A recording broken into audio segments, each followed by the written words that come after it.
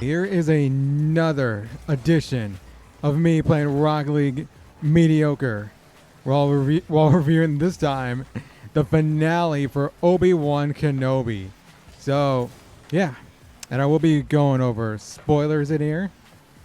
Oh, I thought that was it. But yeah, we'll be going over spoilers. So if you're not in the episode, might want to tune on this video right now. So, yeah. Season finale of Obi-Wan Kenobi. And let's just cut to the chase. Let's just cut to the fight as they score right here. So yeah, Obi-Wan versus Vader though. What a great fight. It was definitely the best thing for the season. And the thing it was leading up to pretty much. So yeah, and it was good. It was really great. Great setting. I don't know if that like I don't think it's a planet. I think it's some kind of like, I don't know, a moon or something like that. Honestly, it looks like the place from Rogue One. You know the place where they're on that planet? I forgot what the planet's called. Planet's not in my mind right now. I don't think it was that though, but yeah. But to see Obi-Wan Vader here, Obi-Wan kind of fully strength, like right here, fully intact with the Force pretty much now. But yeah, we see the beginning of the fight. Obi-Wan does his vintage pose, like having the lightsaber over his head before he starts it, and then says to Vader, "I will do what I must." So yeah, that was cool to see that. But Vader did have the upper hand early. He did have the upper hand. He was not really dominating like the first fight of the series back in episode 3, but he was definitely better. And yeah, throwing rocks at Obi-Wan pretty much, and then putting him in the little hole where, like, it looked like they show Vader having the high ground, and I was like thinking, is Vader gonna say is he gonna say it? Is Vader gonna say it? I have the high ground now, Obi-Wan. Part of me was kind of hoping he would say it, just for like the memes and all. But yeah, he didn't say it. But of course, he buries him in there, and it doesn't take long for Obi-Wan to get out. I like that they did that. They didn't like waste time. I mean, still Obi-Wan Kenobi. I mean, yeah, Master Jedi here. But then Obi-Wan goes in and pretty much wins the rest of the fight, which yeah, that's very much what I wanted to see. I mean, I don't know what I wanted to see, but I think to see Obi-Wan go Super Saiyan like he did, yeah, that's what I wanted to see in here. Him just like taking pretty much. He was actually pretty. I would say he's pretty much dominated Vader in this fight, or in the second half of this fight. Oh my God, what is this guy doing? No, legend. You're no legend to me. Oh, can I score this? Oh, yes. Well, I didn't get the goal, but yes. But yeah, Obi-Wan definitely winning the rest of the fight, using his Force powers like so well.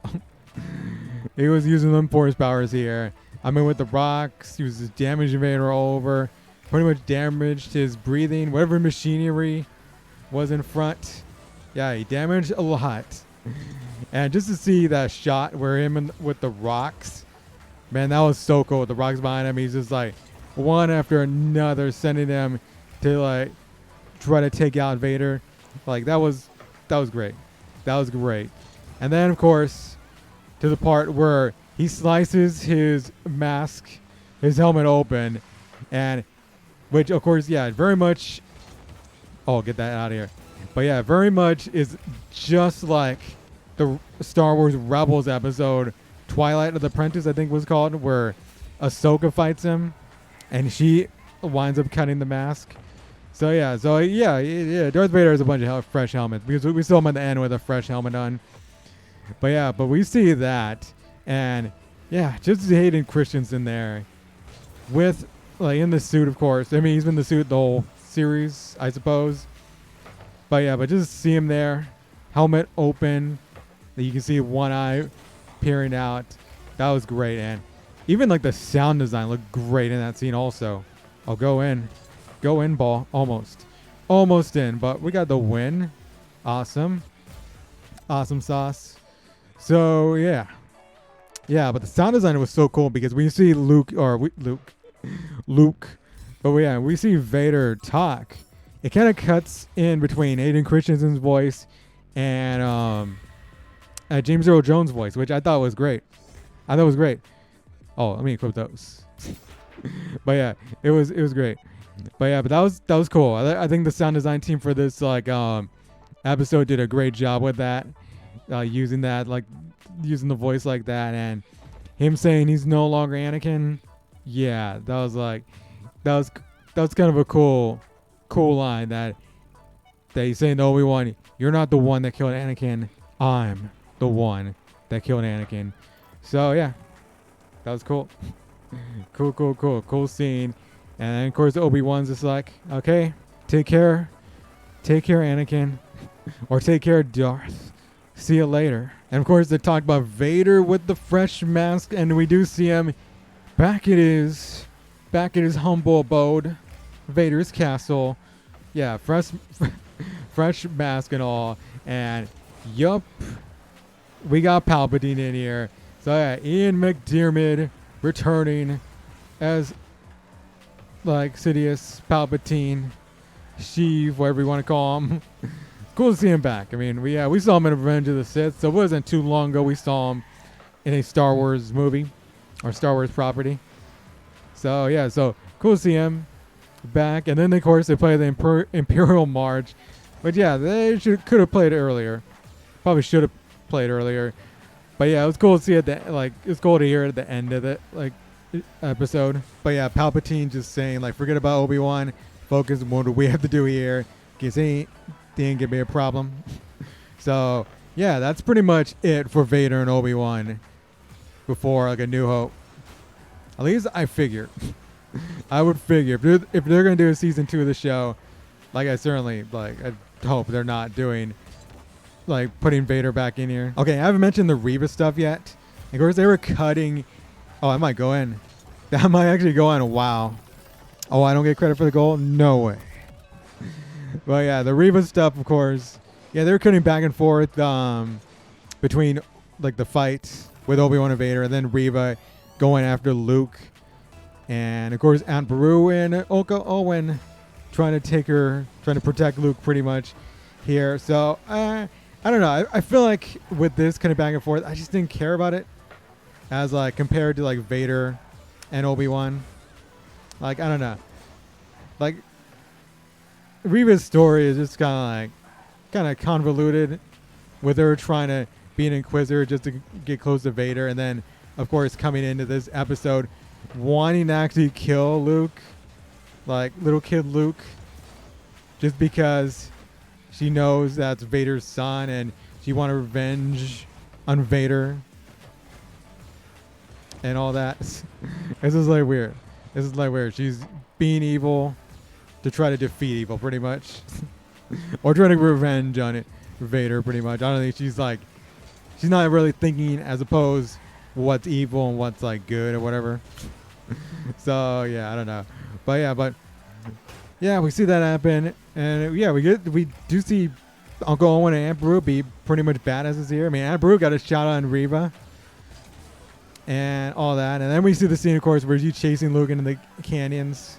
I don't know if it's Baker's Canyon. I don't think it is, probably, but oh, damn it, could have been a goal.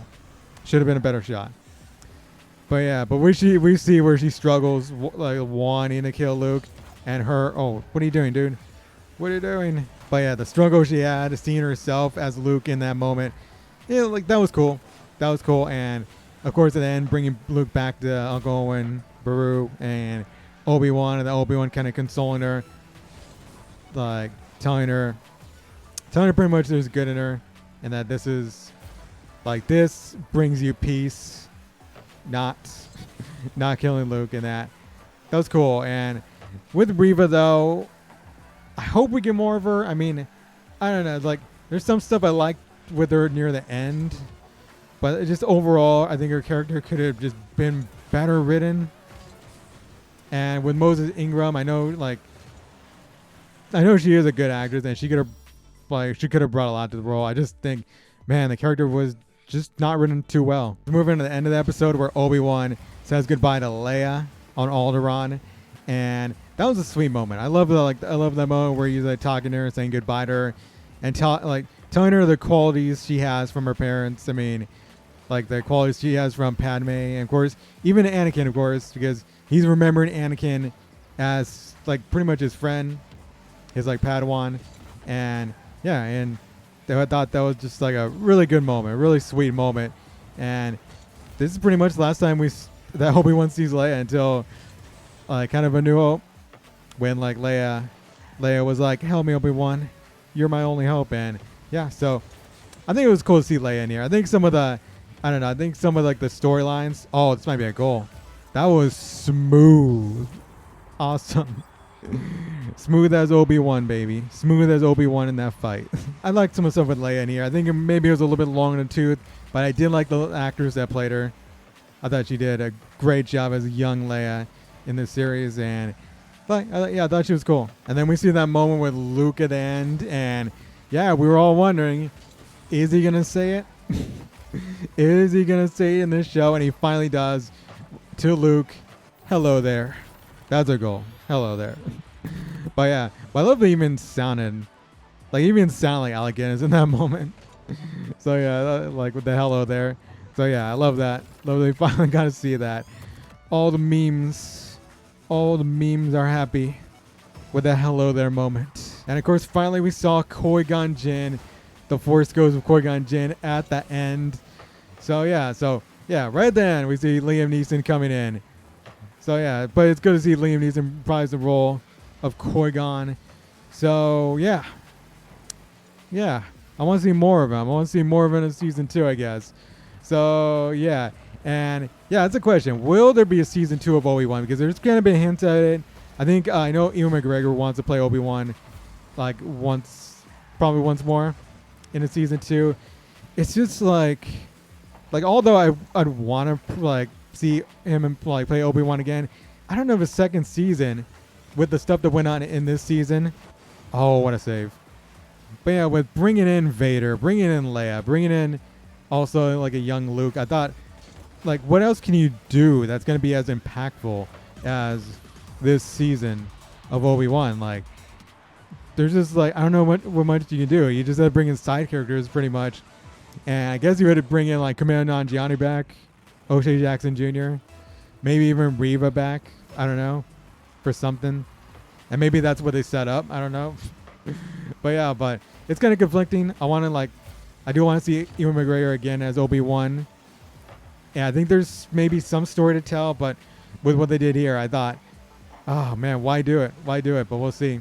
If they can come up with something good, I think they can do it. But with this series though, I just thought like it wasn't as great as I wanted it to be. Like although I liked the final episode, it just like there's parts of the series that was pretty underwhelming. Like I liked the first episode. I think it was like the first and third I really liked, with like the first conversation between them. And it's just like with like episode 4 though, like that was kind of an underwhelming episode. So I don't know. It's just like I wanted the series. Like I kind of had high expectations of the series, and maybe you shouldn't have high expectations. But yeah, I don't know. I wanted something more out of this, and it was a good series. It was a good series. I'd probably give it an 8 out of 10. Yeah, I think that's probably what I would go with, just because the finale was pretty good. Let me get that goal.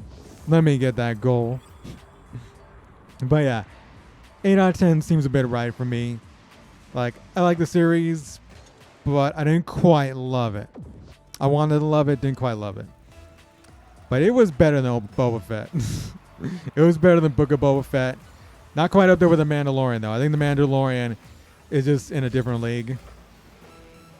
So yeah, I think Mandalorian's great. But like Obi-Wan, it was good. It was good.